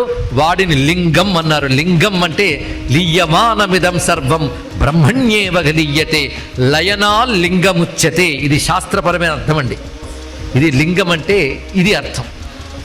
అందుకే మనం శివలింగ పూజ చేసేటప్పుడు ఇక్కడ చాలామందిని వస్తున్నప్పుడే వేదవేత్తల్ని చాలామందిని చూశాను, పండితుల్ని. దీన్ని బట్టి అనంతపురం సామాన్యమైన ఊరు కాదు. ఇక్కడ ఎంతో విజ్ఞులు ఉన్నారు, పండితులు ఉన్నారు. ప్రారంభంలో శ్యామసుందర శాస్త్రి గారి వచనాలు విన్నాం మనం. ఎదురుగా కూర్చున్న పెద్దలు ఉన్నారు చాలామంది. వీళ్ళందరూ మంచి పాండిత్యం కలిగిన వారు, అనుష్ఠాన పరులు కూడా ఉన్నారు. అనంతపురం కళలకి, జ్ఞానానికి కూడా నిలయమైనదే. ఆ విషయం నాకు చరిత్రపరంగా తెలుసు, అనుభవంతో కూడా తెలుసు ఇక్కడ. అందుకే వాళ్ళందరూ కూడా శివపూజ చేసేటప్పుడు ఒక ధ్యాన శ్లోకం చదువుతారండి. ఇక్కడ సంస్కృతంలో చెప్తున్నారు కానీ మాకు తెలియదు అనుకోవద్దు. పండితుడు మొదలుకొని పామరుల వరకు అందరికీ అర్థమయ్యే జ్ఞానమే సనాతన ధర్మం. మీకు కావలసిందంతా కొంచెం ఏకాగ్రత పెట్టండి. శివుడు నావాడు అని ప్రతివాడు అనుకుంటాడు, అందులో సందేహం లేదు. ఇక్కడ ఆ ధ్యాన శ్లోకం ఏంటంటే శివలింగ ధ్యాన శ్లోకం. శివలింగ ధ్యాన శ్లోకం చెప్పుకుంటున్నా ఇప్పుడు. ఆపాతాళ నభస్థలాంత భువన బ్రహ్మాండ మా విస్ఫుర జ్యోతి స్ఫాటికలింగ మౌళి విలసత్ పూర్ణేందు వాంతామృతై అస్తోకాప్లుతమేక మీశ మనిషం రుద్రానువాకాన్ జపన్ ధ్యాయే దీప్సిత సిద్ధయే ధ్రువపదం విప్రోభిషించే శివం. ఒక్కసారి ఈ శ్లోకానికి అర్థం తెలిస్తే ఒళ్ళు గగురు పొడుస్తుందండి. ఇదొక కాస్మోస్కు సంబంధించిన వర్ణన. ఇక్కడ పిల్లలు ఉన్నారు, పెద్దలు ఉన్నారు, సైంటిఫిక్ నాలెడ్జ్ ఉన్న వాళ్ళు ఉన్నారు కనుక చెప్తున్నా. కాస్మోస్ అంటే అనంత అంతరిక్ష విజ్ఞానం, అందులో మన భూమి ఒక భాగం. ఇలాంటివి ఎన్ని ఉన్నాయో, ఇవన్నీ ఎవరిలో ఉన్నాయో, వీటన్నిటి యందు ఎవడున్నాడో వాడు శివుడు. అది శివుడిని ఎలా ధ్యానించాలంటే చెప్తున్నారు ఇక్కడ. ఆపాతాళ నభస్థలాంత అంటే మన కంటికి కనబడని క్రింది లోకాలు మొదలుకొని మన కంటికి గోచరించిన పైలోకాల వరకు వ్యాపించిపోయినటువంటి జ్యోతిస్ఫాటికలింగం, జ్యోతిర్లింగం, స్ఫటికలింగం ఏదైతే ఉన్నదో దాన్ని నేను ధ్యానిస్తున్నాను అన్నారు ఇక్కడ. ఎదురుగా నువ్వు పార్థివలింగం పెట్టుకో, ఇంత లింగం పెట్టుకో, అంతలింగం పెట్టుకో, ధ్యానిస్తున్నది అంతలింగం. నీ కొలత కందని లింగం కనబడని కింది లోకాల నుంచి కనబడిన పైలోకాల వరకు అంతటా వ్యాపించిపోయాడు. ఎలా వ్యాపించిపోయాడు? జ్యోతిగా, స్ఫటికముగా అన్నారు ఇక్కడ. అంటే స్ఫటికం అంటే క్రిస్టల్ ధాతు ఉంది, అలా వ్యాపించాడా? జ్యోతి అంటే అగ్నిజ్యోత, జ్యోతి అంటే చైతన్యము. ఏది ఉంటే మనం కదలగలుగుతున్నామో అది చైతన్యం. కనుక జ్యోతి అంటే చైతన్యం, స్ఫటికం అంటే ప్యూర్ అని అర్థం ఇక్కడ. స్ఫటికం ఎప్పుడు క్రిస్టల్ క్లియర్ అంటాం, ప్యూర్, స్వచ్ఛంగా ఉంటుంది. అంటే ఆ ప్రపంచమంతా అందులో కనబడుతున్నా, ప్రపంచంలో మార్పులు ఎన్నున్నా దానికి ఏ మార్పు లేదు, దానికి ఏ వికారం లేదు. ప్రపంచంలో సుఖదుఖాలు ఉంటాయి, కానీ పరమాత్మ సుఖదుఖాలు. కనుక ఈ వికారాలు ఏమీ అంటని వాడు కనుక స్ఫటికలింగం ఉన్నారు. స్ఫటికానికి ఏమీ అంటదు, అదేవిధంగా ఏది అంటదు. అదే జ్యోతిర్లింగం, స్ఫటికలింగం. అది కేవలం వెలుగులా కనిపిస్తోంది, తడి కూడా దానికి ఉందిట. ఒక అమృతంతో తడిసిపోయి కనబడుతుంది అన్నాడు. అమృతం ఆయన యొక్క శక్తి అండి. అమృతం అంటే శాశ్వతము, ఆనందము. మనం ఏదైనా తాగి అమృతంలా ఉందండి అంటుంటే ఇక్కడ అమృతం అంటే ఆనందం. కంటికి అమృతం, చెవికి అమృతం, కర్ణామృతం ఇవి అంటూ ఉంటాయి కదా. ఆనందమే అమృతం, శాశ్వత అమృతం, ఆనందతత్వం ఆయన. అందుకే అగ్నిలా ప్రకాశిస్తున్నాడు, అమృతంలా తడిసి ఉన్నాడు అని ఇక్కడ. ప్రకాశము జ్ఞానము, ఆ రసము ఆనందము, రెండూ కలిపితే జ్ఞానానందమే శివలింగము. ఆ రూపంతో గోచరిస్తుందండి ఇక్కడ. అలా భావన చెయ్యాలి. అటువంటి ఆ మహాలింగం ఒక్కసారి ఆ బ్రహ్మ విష్ణువుడు తుది మొదళ్ళు తెలుసుకోలేపారు. ఇప్పుడు బుద్ధి వచ్చింది కదా, ఇప్పుడు లింగం అంటే ఏంటో తెలిసింది కదా. తన ఆదిమధ్యాంతరహితమైన తత్వాన్ని బోధించాడు. అయితే ఇది ఎన్నో యాంగిల్స్లో దీన్ని చెప్పచ్చండి. ఇంతవరకు ఒక విధంగా చెప్పాం కదా. రెండవ యాంగిల్ నేను పాఠం చెప్పినట్టే 1, 2, 3 నెంబర్ వేస్తున్నాను, దేనికది మనం డిబేట్ చేసి తెలుసుకోవాలని. రెండవ యాంగిల్ చెప్తున్నాను ఇక్కడ. ఎప్పుడైనా మీరు ధ్యానంకి ట్రై చేశారా? ధ్యానం చేయడం కోసం, లేదా జపం చేయడం ఏదో చేస్తాం కదా. జపం ధ్యానం చేసినప్పుడు మనకు తెలియకుండా కళ్ళు మూసుకుంటాం. ఎందుకు చెప్పండి? ఏకాగ్రత కోసమో, లేకపోతే మనం దేన్ని ధ్యానిస్తున్నామో అది లీనమవడం కోసం. దేనికోసం? లీనమవడం కోసం. గుర్తుపెట్టుకోండి ఇక్కడ.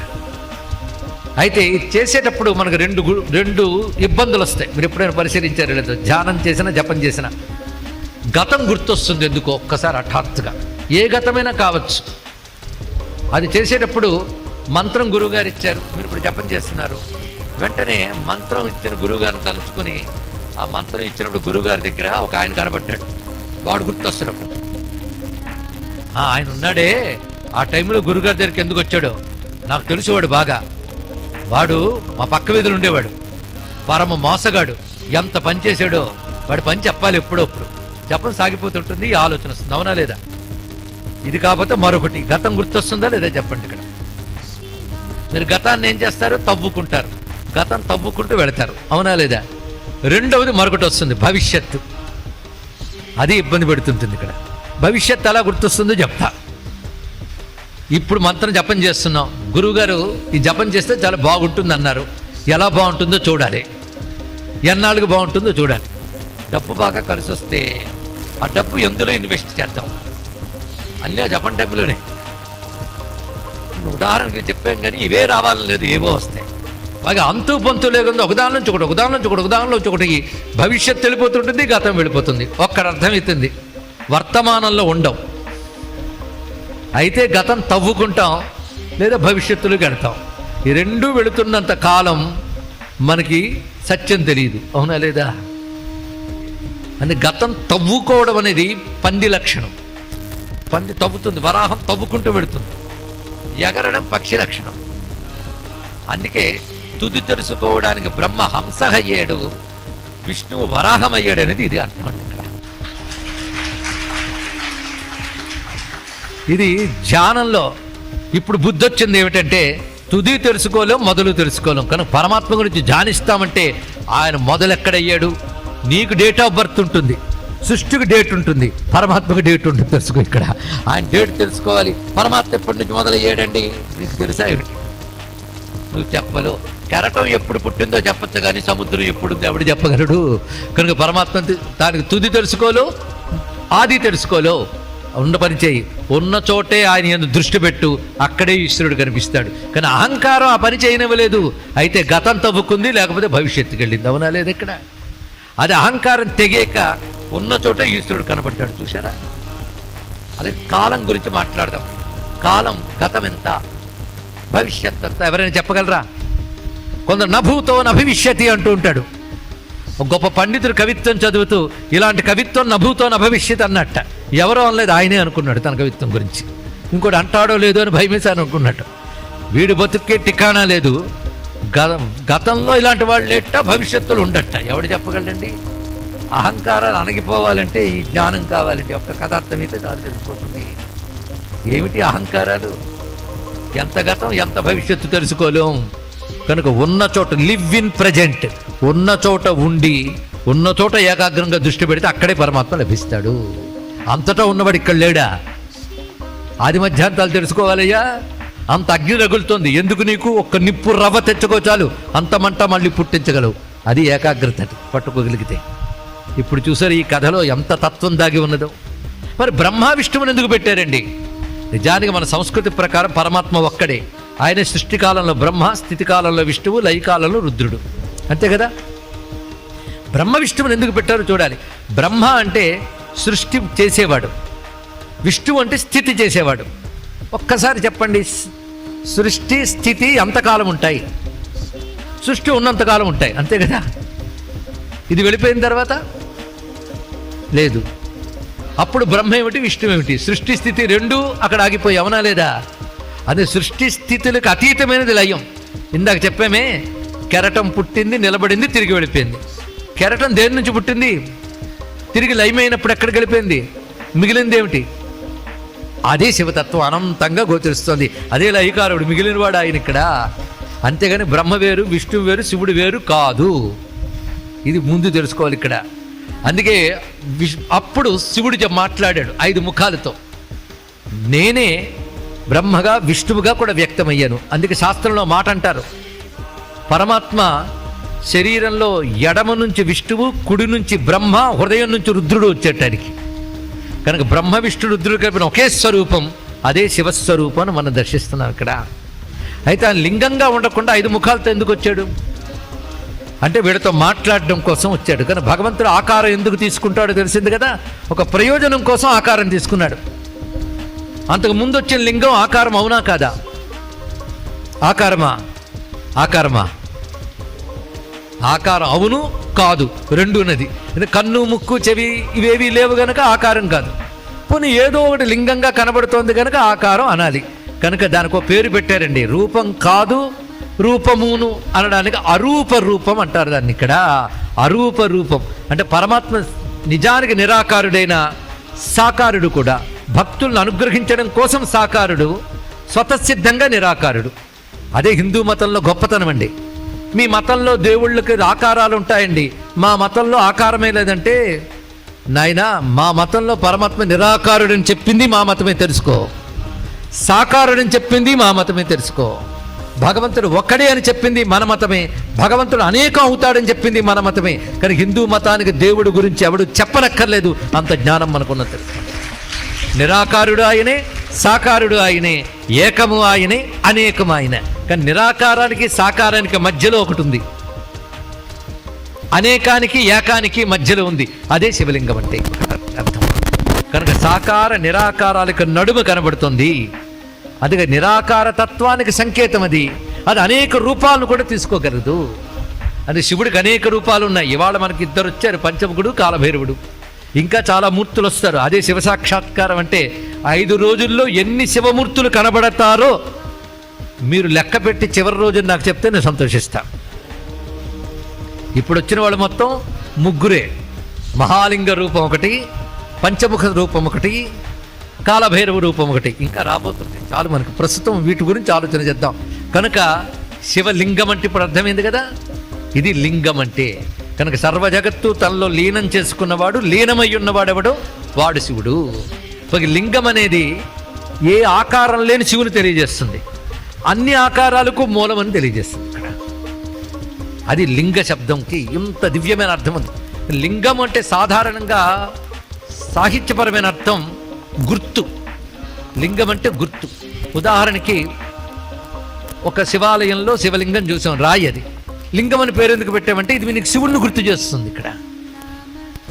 అలాగే ఏ విగ్రహానికి కూడా లింగం అనే పేరు ఉందండి శాస్త్రంలో. మనకి రోజుల్లో తెలియట్లేదు కానీ ఆదిశంకరులు అయితే పండరీపురం వెళ్ళి పాండురంగణ్ణి చూస్తూ పరబ్రహ్మలింగం భజే పాండురంగం అన్నాడు. ఆయన పాండురంగుడిని లింగడని ఎందుకు అన్నాడయ్యా అంటే పరబ్రహ్మ లింగం భజే పాండురంగం, పరబ్రహ్మని గుర్తు చేస్తున్నాడు కనుక ఆ విగ్రహాన్ని లింగం అన్నారు, కనుక దాన్ని మనం లింగం అంటున్నాం. అలాగే ఇక్కడ పంచాయతీని పూజ చేసుకునే పెద్దవాళ్ళు ఉంటారు. సాలగ్రామం ఉంటుంది. సాలగ్రామానికి కన్ను ముక్కు చెవి ఉండవు, కానీ విష్ణు అది విష్ణులింగం. అది అలాగే ఎర్రని శిల ఉంటుంది, గణపతి లింగం. అది అంటే నీ పరమాత్మను గుర్తు చేస్తున్న విగ్రహాన్ని కూడా లింగం అంటారు ఇక్కడ. ఇలా ఆలోచిస్తే ప్రపంచం కూడా లింగమే. మీరు ఇంత దాకా వచ్చారు కనుక కొంచెం పట్టుకోండి. ప్రపంచాన్ని లింగం అంటాను, మీరు ఒప్పుకుంటారా లేదా? లింగం అంటే ఏం చెప్పాను? గుర్తు చెయ్యనిది అని అర్థం. ప్రపంచం పరమాత్మను గుర్తు చేస్తుందా లేదా?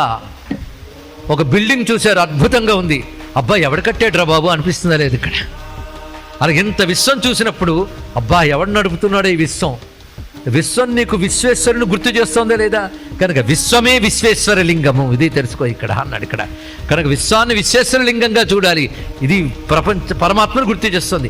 లింగ శబ్దం ఎంత గొప్పది కనుకనే ఇది మనం అర్థం చేసుకుంటే ఇంత జ్ఞానం పొందడం కోసం మనం పరమేశ్వరుని ఆరాధన చేస్తేనే కానీ తెలియదండి. ఇప్పుడు నేను చెప్పాను కనుక మీ అందరికీ తెలిసిపోయింది అనుకుంటే నేను మీరు కూడా పప్పులో కాలేసినట్టే. అంత తేలిగ్గా తెలియదు. తెలియడం మళ్ళీ రెండు రకాలు. విన్నప్పుడు అర్థమైనట్టు అనిపించడం, అది ఒక తెలియడం. కానీ అర్థమైంది అనుభవంగా రావడం, అసలు అది తెలియాలండి ఇక్కడ. కనుకనే అది తెలియాలి అంటే బుద్ధి ఒక్కటి పనికి సరిపోదు. భగవంతుడిని ఆరాధన చేస్తే గానీ అసలైన జ్ఞానం రాదు. ఇది తెలుసుకోండి. 100 గ్రంథాలు చదివి ఒక ఉపన్యాసం ఇవ్వచ్చు, 10 గ్రంథాలు చదివి ఒక పుస్తకం రాయవచ్చు, కానీ అది జ్ఞాని అయిపోడు. దాన్ని అనుష్ఠానంలోకి తెచ్చుకున్నవాడు జ్ఞాని అవుతాడు ఇక్కడ. కనుక పరమాత్మని పొందాలంటే ఏం చేయాలి? ఎవడు చెప్పగలడు మార్గం? సూర్యుడు తెలియాలంటే సూర్యుడి నుంచే వెలుగు రావాలి. పరమాత్మని పొందాలంటే పరమాత్మ నుంచే జ్ఞానం రావాలి, లేకపోతే మనం అందుకోగలమండి? అందుకు పరమేశ్వరుడు ఏం చేశాడంటే ఆ బ్రహ్మ విష్ణులు ఉభయులకి లింగతత్వాన్ని తెలియజేసి ఈ తత్వం తెలిసి నా లింగాన్ని ఆరాధించినటువంటి వారు ధన్యులవుతారు. అలా ఆరాధించాలి అంటే మంత్రం ఉంది, ఇస్తాను అన్నాడైనా. అలా 5 ముఖాల నుంచి ఒక్కొక్క అక్షరం చొప్పున ఒక్కొక్క మంత్రం వచ్చిందండి. ఇది జాగ్రత్తగా విందాం. ఇంతవరకు లింగం ఉంది, లింగానికి ముఖాల్లో అది అనంతం. అనంతమైన లింగానికి ఆ లింగం నుంచి ఒక్క శబ్దం వచ్చింది. ఆ శబ్దం కూడా లింగంలాగే మామూలు అర్థం దానికి ఉండదు. ఇప్పుడు ఆవు ఒక అర్థం ఉంది, అమ్మ ఒక అర్థం ఉంది. ఇలాంటి అర్థం లేని శబ్దం వచ్చింది ఆ లింగం నుంచి. అర్థం లేని శబ్దం వచ్చింది లింగం నుంచి. కానీ అర్థం లేని అనకూడదు, అంత తేలిగ్గా అర్థం కాని అంటే సరిపోతుంది. ఇక్కడ ఆ శబ్దం ఏంటో తెలుసా? ఓం. అది ఏర్పడింది ఇక్కడ. ఆ లింగం శబ్దం ఏమిటి? ఓం. అది శబ్దలింగం అంటారు. ఓంకారాన్ని శబ్దలింగం అంటారు ఇక్కడ. ఎలాగైతే ఈ లింగం అన్నిటికీ ఆధారమైందో ఓంకారం అన్న అక్షరాలకు ఆధారమైంది. ఆ ఓంకారంలో ఎన్ని భాగాలు ఉంటాయో తెలుసా? ఓం అని నేను అన్నామే కానీ అనడానికి ఒక్క ముద్దది, కానీ దానిలో పార్ట్స్ మీరు డివైడ్ చేస్తే 5 వస్తాయండి. అందులో అకార, ఉకార, మకార, బిందు, నాద. ఇందులో 3 వినబడతాయి, మిగిలిన 2 బయటకు వినబడవు, కానీ ఓం అన్నప్పుడు చివరికి ఉంటుంది. మొత్తం ఎన్ని అయ్యాయి అంటే ఆ ఓంకారం 5 అయ్యింది. అందుకే ఆ అగ్నిలింగం నుంచి 5 మొహాలు వాడు వచ్చాడు. 5 ముఖాలు అంటే అకార, ఉకార, మకార, బిందు, నాద 5 వచ్చాయి కదా. 5 ముఖాల్లో ఒక్కొక్క ముఖానికి ఒక్కొక్క రంగు ఉందన్నాం. ఈ రంగులు కొంచెం ఆలోచిద్దాం. తెలుపు సత్వగుణం, ఎరుపు రజోగుణం, నలుపు తమోగుణం. సత్వరజస్తమో గుణాలు మీ అందరికీ తెలిసినవే, అందరిలో ఉన్నవే. ప్రపంచమంతా 3 గుణాలు ఉంటాయి. సత్వరజస్తమో గుణాలు అందరిలో ఉంటాయి. బ్రహ్మదేవుడి వరకు అందరిలో ఉంటాయండి ఇక్కడ. ఆ 3 గుణములతో సృష్టి ఏర్పడక ముందు ఈ 3 కలిపి ఒక ముద్దగా ఉంది. ఇది ఎలా ఉంటుందో తెలుసా? వస్త్రంగా విస్తరించక ముందు దూది ముద్ద ఎలా ఉంటుందో కండే అలా ఉంటుంది, అది విస్తరిస్తుంది. 3 విడిపోక ముందు కలిసి ఉన్న తత్వం అండి ఇక్కడ. దీన్ని మనం మూల ప్రకృతి అంటాం. ఏమిటి? మూల ప్రకృతి సత్వరజస్తమ గుణాలు వచ్చింది. ఇప్పుడు ఇంతవరకు మనం చూసింది 3 గుణాలు మూల ప్రకృతి, వాటికి అతీతమైన శివుడు. ఎన్నయ్యే?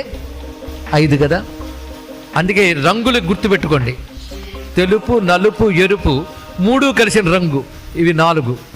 అతీతమైన తెల్లగా ఉన్నాడు 5. చూసారా ఎందుకు 5 ముఖాలలో ఉన్నాయో చెప్పుకున్నాం. అకార, ఉకార, మకార, బిందు నాదములు, ఈ 5 ముఖాలతో కనబడ్డాడు పరమేశ్వరుడు. ఒక్కొక్క ముఖం నుంచి ఒక్కొక్క అక్షరం చొప్పున ఇప్పుడు బయటకు వస్తుంది. అది బ్రహ్మ విష్ణువులు ఇద్దరు వింటున్నారు. నా మా శి వా యా, నమ శివాయ అనే మంత్రం బయటకు వచ్చిందని. ఇక్కడ దేని నుంచి వచ్చింది? ఇది 5 ముఖాల నుంచి, అంటే ఓంకారం నుంచి వచ్చినది నమశివాయ. కనుక ఓం అంటే ఏమిటో, నమశివాయ అంటే అది ముద్దగా కలిపితే ఓంకారం, దాని నుంచి వచ్చే అక్షరాలు 5. దాని నుంచే మీకు అన్ని అక్షరాలు, ప్రపంచం, వాంగ్మయం అంతా వచ్చింది. అందుకే తెలుగువాడు ఇప్పటికీ అక్షరాభ్యాసం చేసేటప్పుడు ఓ నమః శివాయ అని ఎందుకు దిద్దుకుంటాడంటే, అక్షరాలు, జ్ఞానము, ప్రపంచము ఈ 5 అక్షరాల నుంచి వచ్చాయో 5 అక్షరాలని ముందు దిద్దుకుని తర్వాత అక్షరాలు దిద్దుకునే జాతి తెలుగు జాతి అండి ఇక్కడ. కనుక పంచాక్షరి ఏర్పడింది నమ శివాయ. ఈ 5 అక్షరాలు ఏ ఏ ముఖాల నుంచి వచ్చాయో ఒక్కొక్క ముఖానికి ఒక్కొక్క పేరు ఉంది. సద్యోజాత, వామదేవ, అఘోర, తత్పురుష, ఈశాన 5 ముఖాలు. 5 ముఖాల నుంచి 5 పేర్లు వచ్చాయి. ఈ విధంగా పంచాక్షరి మంత్రం ఉద్భవించింది పరమేశ్వరుని నుంచి. ఎవరి నుంచి? కనుక అది ఎవరూ తయారు చేయలేదు, ఆయనే ఇచ్చాడు ఇక్కడ. దాన్ని అందిపుచ్చుకుని బ్రహ్మదేవుడు ప్రణవము పంచాక్షరి జపించగానే వేదాలన్నీ వర్ణించగలిగిన శక్తి వచ్చాయి. కానీ అక్షరాలన్నిటికీ మూలమైనది, వేదాలకు మూలమైనది కూడా పంచాక్షరి విద్యయే. కనుక ప్రణవం నుంచి పంచాక్షరి, పంచాక్షరి నుంచి మంత్రములు, వేదములు ఉద్భవించాయి. మళ్ళీ ప్రళయకాలంలో వేదములు, మంత్రములు కలిసి పంచాక్షరులు లీనమవుతాయి. పంచాక్షరి ఓంకారంలో లీనమవుతుంది, ఓంకారం పరమాత్మ లీనమవుతుంది. కనుక అక్కడి నుంచి వచ్చినప్పుడు ఇదే క్రమం, వెళ్ళేటప్పుడు ఇదే క్రమం. ఇది తెలుసుకుంటే సృష్టికి మూలమైన ఆ పంచాక్షరి విద్య, పంచాక్షరి విద్యకు మూలమైన 5 ముఖాలు వాడు, ఆయనకు మూలమైన మహాలింగం, ఇవన్నీ మనస్సులో మనం మెదుల్చుకుంటున్నాం. ఇలా మొట్టమొదటిగా బ్రహ్మ విష్ణువులు శివలింగారాధన నేర్చుకుని వాళ్ళ ద్వారా దేవతలందరూ నేర్చుకున్నారు, వాళ్ళ ద్వారా ఋషులు నేర్చుకున్నారు, వాళ్ళు మనకు నేర్పారు, అదే మనకు లభించింది. కనుక మొట్టమొదటిగా శివలింగార్చన చేసిన వాళ్ళు నమస్కారం చేసుకోవాలి, వాళ్ళే గురువులు కదా. మరి చెప్పుకుందాం. బ్రహ్మ మురారి సురార్చిత లింగం. బ్రహ్మ మురారి అంటే విష్ణువు, సుర అంటే దేవతలు. బ్రహ్మ మురారి సురార్చిత లింగం, ఇది మొదటిది. అయితే ఆ లింగం ఎలా ఉంది? నిర్మల భాసిత శోభిత లింగం. నిర్మలంగా ఉందండి. అంటే ఇందాక చెప్పినట్టు ఏ మాయామాలిన్యాలు దానికి లేవు, స్వచ్ఛంగా ఉన్నది. భాసిత, ప్రకాశిస్తుంది. ప్రకాశం అంటే ఇందాక చెప్పుకున్న జ్యోతి, చైతన్యం. భాసిత. శోభిత, శోభ. శోభ అంటే అర్థం సృష్టిలో ఏది ఎలా ఉండాలో అలా ఉంటే అందం, అవునా లేదా? కన్ను కన్నులో ఉంటే అందం, కన్ను కాళ్ళలో ఉంటే అసహ్యంగా ఉంటుంది. ఇక్కడ సూర్యుడు సూర్యుడిలా ఉంటే బాగుంటుంది, అగ్ని అగ్నిలా ఉంటే బాగుంటుంది. కానీ ఏది ఎలా ఉండాలో అలా ఉంటేనే అందం కదా. అది ఎవరు ఏర్పాటు చేశారు చెప్పండి? సూర్యుడిని ఎవరు ఏర్పాటు చేశారు? అగ్నిని ఎవరు ఏర్పాటు చేశారు? పరమాత్మే కదా. కనుక సృష్టికి శోభ ఇచ్చింది ఈ లింగమే. నిర్మల భాసిత శోభిత లింగం, ఎంత అందమైన మాట అండి. ఎవరు అర్చించారో మొదట చెప్పారు, బ్రహ్మ మురారి సురార్చిత లింగం. రెండవది నిర్మల భాసిత శోభిత లింగం. బాగుందండి. ఆ లింగాన్ని పూజిస్తే మాకేమొస్తుంది? జన్మజ దుఃఖ వినాశక లింగం, అది చేస్తుంది. జన్మజ దుఃఖ వినాశక లింగం ఈ పుట్టుకలో పుట్టిన దుఃఖాలన్నీ పోగొడుతుందిట, అంతే కదా. మన దుఃఖాలన్నీ పుట్టుకలోనే అనుభవిస్తున్నాం, ఇవన్నీ పోగొట్టగలిగే శక్తి ఉంది. అంతేకాదు పుట్టుక చావు అనే జబ్బు పోగొట్టే లింగం అది. అందుకే జన్మజ దుఃఖ వినాశక లింగం. అలాంటి లింగము తత్ప్రణమామి. తత్ అనే మాట చాలా విశేషమైనదండి సంస్కృతంలో. మీరు లలితా శాస్త్రంలో కూడా చితిస్ తత్పద లక్ష్యార్థ అంటారు. గాయత్రి మంత్రం మొదలక్షరమే తత్ సవితుర్వరేణ్యం. తత్ అంటే వేద దృష్టిలో అదే తత్వమసి మహావాక్యంలో. తత్ అంటే అనిర్వచనీయం. ఎప్పుడైనా అది, తత్ అంటే అర్థం అది అండి. అది అనే మాట ఎప్పుడు అంటారండి? ఇది కాకపోతే అది అంటారు, అంతే కదండి. పెద్ద ఆలోచన ఎందుకు? ఇది అని దేన్ని అంటారు? ఏది మీకు కనబడుతుందో దాన్ని ఇది అంటారు, ఏది మీరు చెప్పగలరో దాన్ని ఇది అంటారు. చెప్పలేని దాన్ని ఏమంటారండి? అది తలగొక్కుంటారు లేదా? కనుకనే దేన్ని చెప్పలేక జ్ఞానులు కూడా అది అని ఊరుకుంటారో అదే పరమాత్మ అంటే తెలుసుకోండి ఇక్కడ. కనుక తత్ అంటే అర్థం ఏంటి? మాట కందని వాడు, మనసు కందని వాడు తత్. దీన్ని బట్టి మళ్ళీ ఆ శ్లోకం చెప్పుకోండి. బ్రహ్మ మురారి సురార్చిత లింగం నిర్మల భాసిత శోభిత లింగం జన్మజ దుఃఖ వినాశకలింగం తత్ ప్రణమామి సదాశివలింగం. అది సదాశివలింగం. శివుడు అంటే శుభుడు అని చెప్పాను. ఎప్పుడు శుభుడు ఆయన? ఎప్పుడు? నిన్న, ఇవాళ, రేప. సదా ఎల్లవేళలా సదా శివ లింగం నమస్కరిస్తున్నాం. ఒక్క శ్లోకంలో ఇప్పుడు చెప్పిన కథ అంతా ఉందండి. కనుక ఈ శ్లోకం ద్వారా మన మహాలింగానికి ఒక్కసారి నమస్కారం చేసుకుంటున్నాం. దాని తర్వాత లింగ పూజ, పరమాత్మ యొక్క నిరాకార తత్వానికి సంకేతంగా సాకార స్వరూపాలకు మూలంగా ఉన్న లింగ పూజ అక్కడి నుంచి సృష్టి ఎందుకు ప్రారంభించింది. దేవతలందరూ శివారాధన చేశారు, ఋషులు శివారాధన చేశారు. ఇలా ప్రపంచమంతా శివలింగారాధన ద్వారా వారికి కావలసినవన్నీ పొందగలుగుతున్నారు. ఎందుకంటే అన్నీ ఎవళ్ళలో ఉన్నాయో వాడే ఏదైనా ఇవ్వగలడు. అవునా కదా? విశ్వమంతా ఆయనలో ఉన్నప్పుడు నీకు విశ్వంలో ఏదైనా ఆయన ఇస్తారు కదా. ఇలా ఏర్పడినటువంటి పరమేశ్వరు యొక్క స్వరూపాన్ని మనం ఇవాళ సాక్షాత్కరింపజేసుకున్నాం. అటువంటి మహాశివలింగానికి నమస్కారం చేసుకుంటూ తదనంతర కథలోకి వెళదాం. ఇప్పుడు ఇవాళ కనబడ్డ 3 రూపాయలు గుర్తుపెట్టుకోండి. ఈ కాలభైరవుడు ఉన్నాడే, కాలభైరవ ఏమిటండి ఆ స్వరూపం? ఎక్కడి నుంచి వచ్చాడు ఆయన? కనుబొమ్మల ముడిలోంచి వచ్చాడు. కనుబొమ్మలు ముడి ఎప్పుడు వేస్తారో తెలుసా? కోపం వస్తే వేస్తారు. మన అజ్ఞానంలో కూడా వేస్తాం. మనం వేరే విషయం ఏదో అర్థం కాకపోయినా విసుగొచ్చినా కనుబొమ్మలు ముడి వేస్తాం. కోపం వస్తేనే కనుబొమ్మలు ముడి పడతాయి. పరమాత్మ కోపం వచ్చింది. ఎందుకు? బ్రహ్మదేవుడు అబద్ధమాడాడు. అంతేకాదు, బ్రహ్మదేవుడు అబద్ధమాడాడని ఆయనకి ఎలా తెలుసు? అది తెలియాలి కదా. నువ్వేం చేస్తున్నా నిన్ను అబ్జర్వ్ చేసేది ఒకటి ఉంది, దాని పేరు కాలం. గుర్తుపెట్టుకో. అదన్నీ అబ్జర్వ్ చేస్తుంది. దాన్ని టైం అన్నారు.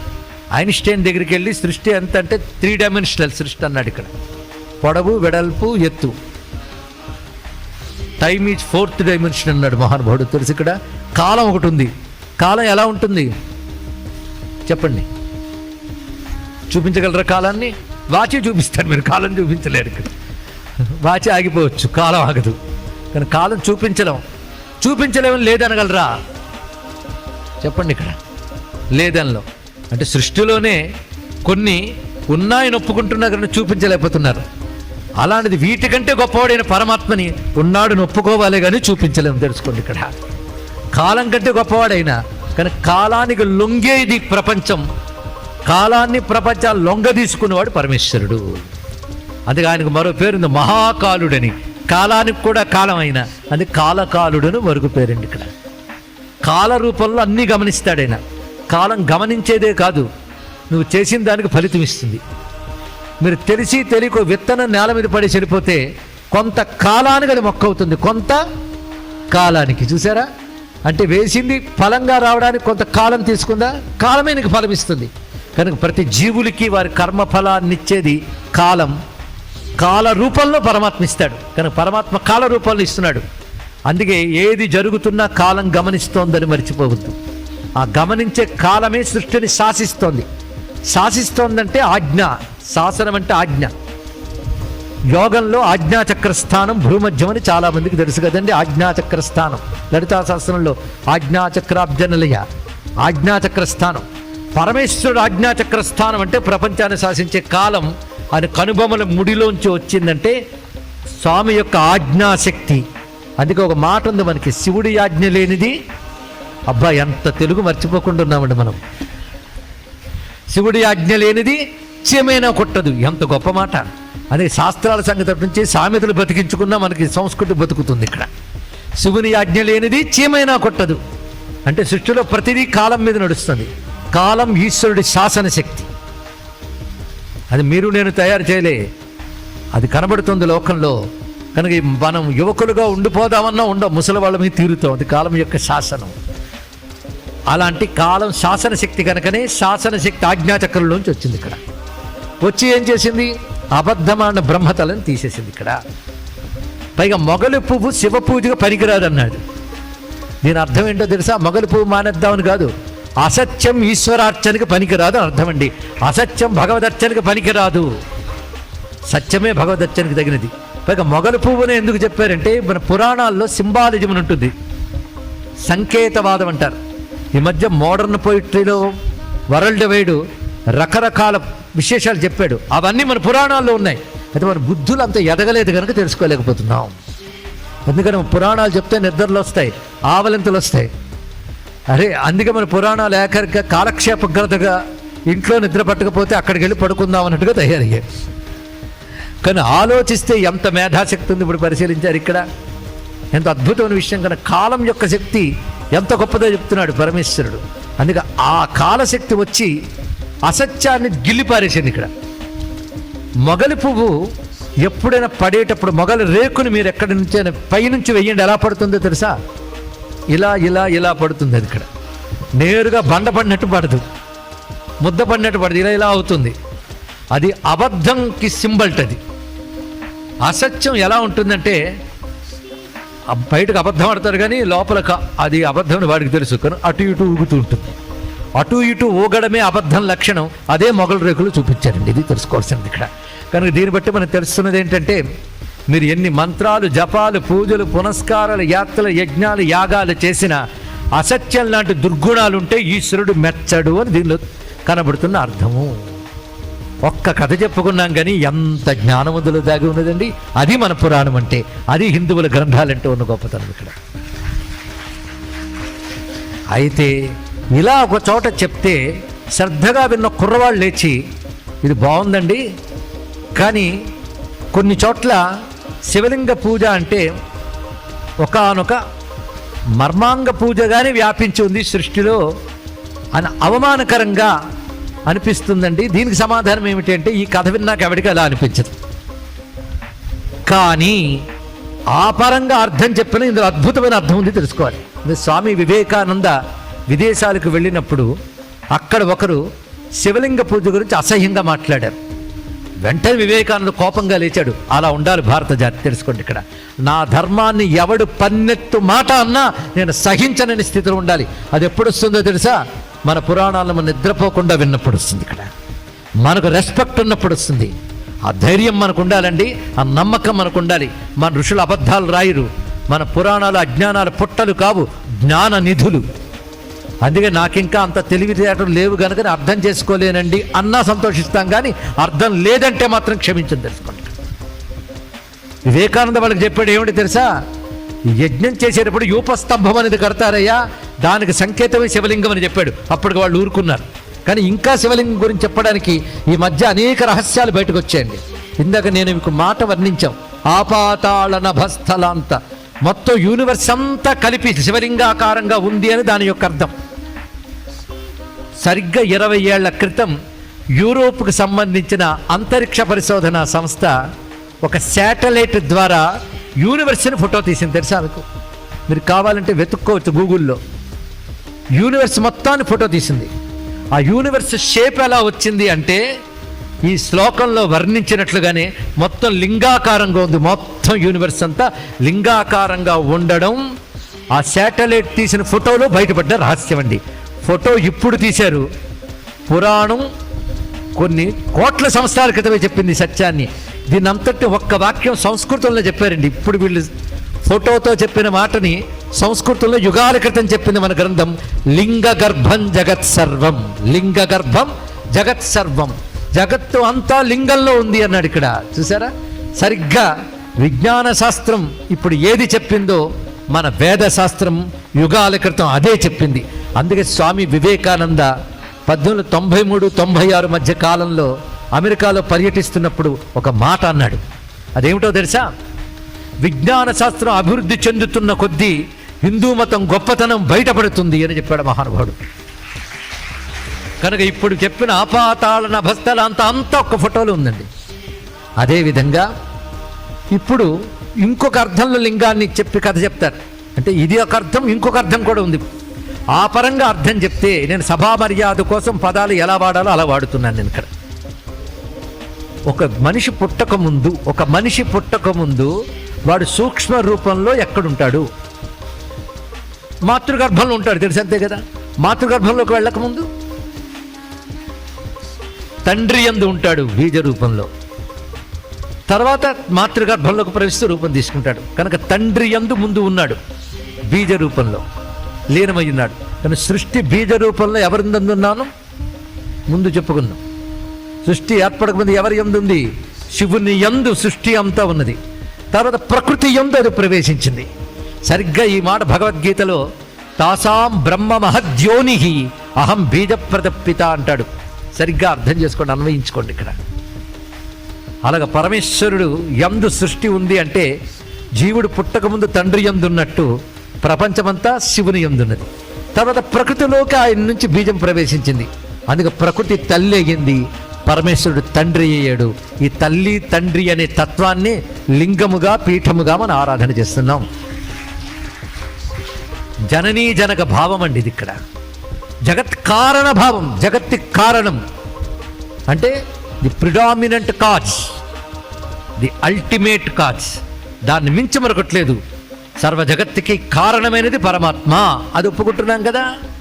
అందుకే సర్వజగత్తికి కారణమైన పరమాత్మ ప్రకృతి యందు విశ్వాన్ని వ్యాపింపజేశారు కనుక ప్రకృతిని తల్లిగా, పరమేశ్వరుని పురుషుడుగా, ప్రకృతి పురుషాత్మక తత్వంగా మనం భావన చేస్తున్నాం.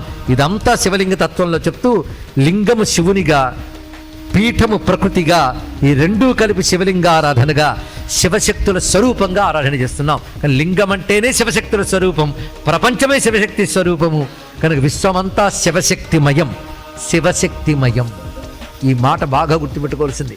అది శివశక్తులు తప్ప మరొకట్లేదు ఈ జగత్తంతా కూడా. కానీ ప్రతి దానిలో శివుడు శక్తి కలిసి ఉంటారు, ప్రతి అణువులో శివుడు శక్తి కలిసి ఉంటారు. శివుడు వేరుగా, శక్తి వేరుగా ఉండవు, రెండూ కలిసి ఉంటాయి.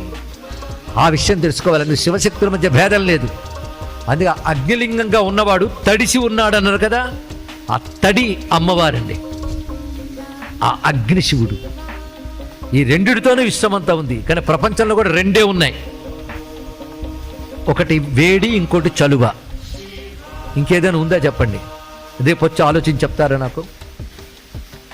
ఈ రెండు తప్ప మరొకటి లేదు. ఇది యూనివర్సల్ లా. మన శరీరంలో కూడా రెండు ఉన్నాయి.